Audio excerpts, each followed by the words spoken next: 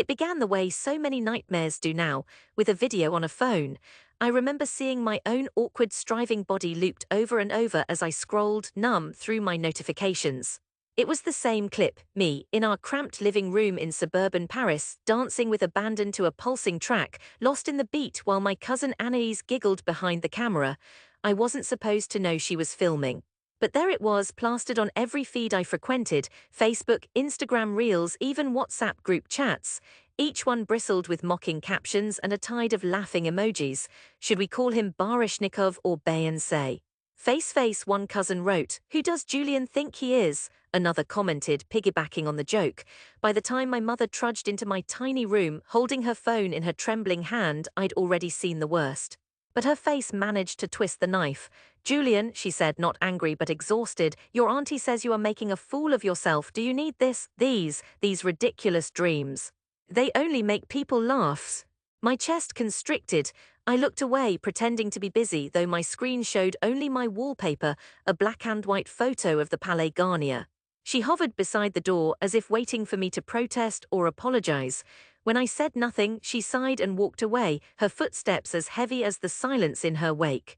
The next days bled together, each one a lesson in how easily love blurs into ridicule. My brother, always the first to throw a punch, leaned into my doorway, laughing. Heard you've gone viral, superstar. Let us know when you make it to Dancing with the Stars, eh? Laughter trailed behind him and I seethed, swallowing my anger until it burned my throat. In the neighborhood it was worse. Old men at the cafe grinned knowingly as I passed. Kids mimed my flailing arms, cackling on their mopeds. I tried walking with my hoodie drawn tight and headphones in, but the world had already seen too much. What they didn't see were the hours I spent alone in my room, YouTube tutorials blaring through cheap phone speakers, feet moving to steps I'd pieced together from late-night dreams, and the scraps of choreography I downloaded off internet videos.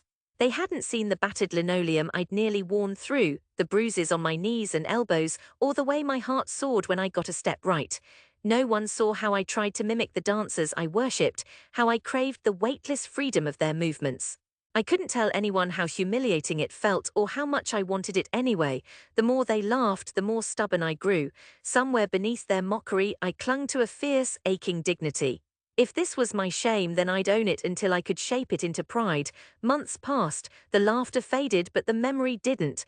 Every insult built a scar layered tight across my mind. It was nearly 3 years before I dared to try out for anything. I was 19, hands trembling so badly I could barely hold my subway pass as I hustled across the city to the famed Centre de Danse du Marais. The air was sharp, stinging my cheeks as I rushed across cobblestones still slick from last night's rain. Inside the studio, the walls were hung with mirrors I tried not to look at. A dozen hopefuls, tighter and leaner and more elastic than me, stretched along the bar. Some exchanged lazy banter in flawless French, others flicked glances my way, sizing up the competition. I recognized 2 girls from social media clips, real dancers, the kind who put out pristine, effortless routines that racked up millions of likes. My lungs felt too small for my chest, sweat beaded down my back. But then I remembered that viral video, the distorted version of myself, all wild limbs and raw hunger, and I told myself I'd survived worse. When my turn came, I let the fear roll off in waves. I closed my eyes and counted in my head, just like I'd practiced after everyone went to bed.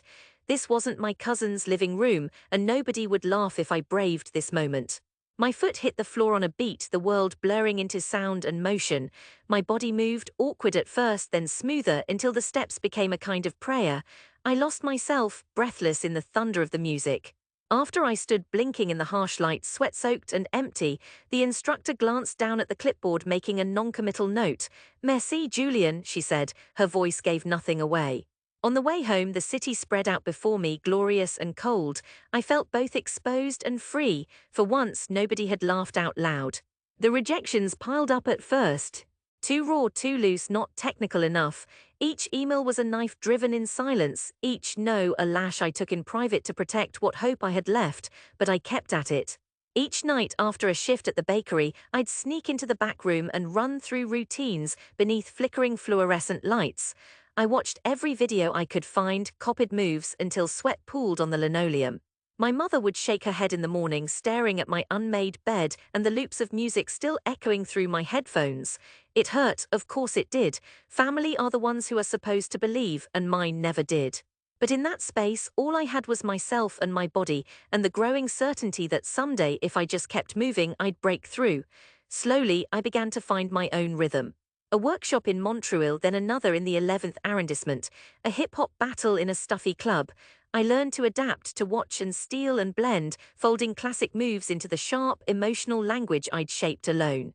My muscles grew surer, my confidence too. I made friends, a girl named Leia, a boy called Malik, each a misfit and an aspirant, each burning with that same need to dance. We spent tangled afternoons in hidden courtyards, blood pumping through us under the bitter Paris wind, laughing at each other's missteps and trading dreams beneath chipped apartment balconies. They never mocked. They knew what it felt like to want something nobody else understood. One night after a grueling session, Leia turned to me, hair plastered to her forehead, and said, "You're different, you know that. Your moves, they aren't like the others. It's like you bleed when you dance." I wasn't sure if it was a compliment or not, but something inside me uncoiled at her words. That was the season my attempts finally bore fruit. A minor audition for a spot in an up-and-coming choreographer's company. They didn't care about degrees or pedigree, just whether you could move, improvise, create. I went, mind empty but for music and nerves. But this time, after the audition, the director asked me to stay. "Where did you learn like that?" I shrugged, suddenly shy. "Nowhere, just at home." He grunted, unamused. "Keep it. Come back tomorrow." Leia and Malik waited outside, breath fogging the night air. When I told them, we danced in the empty street, whooping until a neighbor opened his window and cursed us to hell. I still remember how it felt to fall asleep that night, safe, exhausted, and for the first time deeply hopeful. From there, everything happened slowly and then all at once. Shows in cramped basements, invitations to collaborate, a spotlight of my own if only for 5 minutes. I danced until my feet bled, until I could hardly stand, until the lines between pain and joy blurred. I missed birthdays and anniversaries, family meals and old friends' weddings, all sacrifices written off as foolishness by those back home. Sometimes I'd get a text from Anais, or worse, see her commenting on one of my newer dance clips. "Still at it, cousin, lol, you just don't know when to quit." I never replied, the anger was still there, but I poured it into my movement. The world had seen my shame, let them watch what I'd do with it. I hit a lucky break in the second year, a viral video, this time my own, from a performance at Theatre du Châtelet. I'd created a new routine, weaving in the sharp, raw edges of all the ridicule I'd ever endured, letting the music snap and crackle through every step. Someone filmed it, someone else posted it, and suddenly my inbox was full. Invitations, interviews, collaborations, a major studio called, then another. Years earlier I might have swaggered with pride. Instead, I just felt tired and quietly gratified. Nothing came easy, every win had been carved out against a tide of derision. I worked, I taught, I built something real. Awards came, smaller at first, then larger. I was invited to judge competitions in London, in Lisbon, even back in Paris. I was offered a teaching post, a chance to shape young hopefuls who moved the way I'd once moved, clumsy, urgent, desperate. Sometimes, in quiet moments after class, I would glance at my phone, sifting through old messages. The videos had faded into oblivion, replaced by newer, more impressive scandals. But it wasn't lost on me that, for everyone still back home, I was the punchline they'd never quite let go of. And then the call came. My mother, her voice heavy with worry. "Julian, this summer we have the big fete for your uncle's anniversary. You will come, yes." I hesitated, how could I explain all I'd sacrificed, but she pressed on, gentler this time. "It would mean a lot, your cousins will be there. All the family." I knew what she meant. They wanted to see if I'd grown up, if I'd finally returned to earth, abandoned my childish pursuit. They wanted to know if the boy in the video had ever found his way back home. I agreed, more out of fatigue than hope. But in the days that followed, I realized I wanted something too, a reckoning perhaps, or maybe just a chance to stand tall in the place where I'd once crouched so small. Summer arrived in a crush of sticky heat and ringing cicadas. I took the train south, suit bag heavy on my shoulder, heart thundering. The family house looked the same. Whitewashed brick, rusty garden furniture, the scent of grilled meat drifting through air choked with laughter. I was barely through the gate before Anais spotted me. Well, look who decided to grace us with his presence. The great artiste returns. she crowed, cheeks round with glee. Someone else chimed in, show us a move, superstar, you still got those hips. I kept my face calm, lips tight in a practiced half-smile. They hadn't changed, not really, but this time their words slid past me. Inside, the chatter swelled to questions. Julian, how do you call it, your dancing? Do you make a living or just teach children to prance around? The laughter was sharper now. I answered with careful honesty. I do well, I work a lot, it keeps me busy. Aunt Elise leaned over her white wine, lips pursed in distaste. We always said you'd grow out of these silly ideas. Did I imagine it, or was there a flicker of discomfort in my mother's eyes? Lunch was a noisy affair, children weaving between tables as adults gossiped about politics and weather and scandal. I sat at the margin, half listening, stirring my plate. It was Uncle Andre who finally broke the stalemate. So I heard, he said, big palm landing on the table with a thump, that you were in the newspaper. Is this so? His wife shushed him, but the others perked up. I nodded, taking a long, slow breath. Yes, there was a feature on my last show. He squinted. Well, show us then. Anyone can say anything. Where are the photos? A slow, mocking smile rippled around the table. A chorus of ooh, the star trailed after. For a moment I almost refused. What did I owe these people who'd made a sport of my humiliation? But another memory surfaced, a narrower, younger me desperate for any scrap of validation. If there was a line to draw through my life, maybe it passed through this moment. I reached for my phone with steady fingers, thumbs swiping through professional shots, me mid-flight, arms thrown back in a burst of glory. A magazine cover, Julian Laurent. Paris's new choreographic visionary. A link to the Chatelet viral routine, histrionic headlines trailing below. I handed the phone to my uncle. Silence dropped like a curtain. He peered in, squinting, mouth half open as the images rolled. Then he passed it around. Cousin after cousin, aunt after aunt, each stared at the screen with slowly dawning recognition. Someone pulled up the YouTube link, projecting the performance on the living room television for all to see.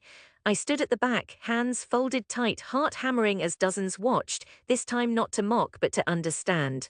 On the screen I was transformed, fierce and unguarded, not the butt of a joke but the architect of a moment. The tempo of my body, the jut of my jaw, the crowd's roar echoing as I spun and froze, light pouring through me. A hush settled in. The children, mercurial and quick to laugh, gaped in delighted awe. Even Anais, lips parted, said nothing. When the routine ended, the silence lingered. My mother, moving quietly through the crowd, touched my shoulder. I didn't know, she whispered. I didn't know you could make something so beautiful. Tears strung my vision, but I kept my face composed.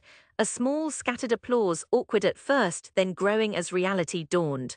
Not just the reality of my fame, but the truth that I'd taken what they'd tried to crush and molded it into art. Their questions changed then. How did you do it? Who taught you? Do you need an assistant? Laughter softer now, tinged with awe. I answered what I could, but more often I just listened, smiling at the disbelief and acceptance mingling in their voices. There was no need for grand pronouncements. My dance spoke for itself. That night in the garden scented with roses and charcoal smoke, my brother brought out an old speaker. He looked uncertain, then grinned. Think you could teach me that trick from the video? The one with the spin? I laughed, real, unforced, and led him to the clearing, moonlight spilling across the grass. For a moment I was again the clumsy boy in the living room, music pulsing in my blood, hope thudding in my chest. Only now there was no laughter but delight, no mockery but curiosity. In the swirl of motion and summer air, I felt something loosen in me, something old and fierce and proud. Maybe I had come home after all. And for the first time, I realized that dignity isn't in the absence of scorn, but in the grace with which you carry it, until, at last, it transforms into something unmistakably your own.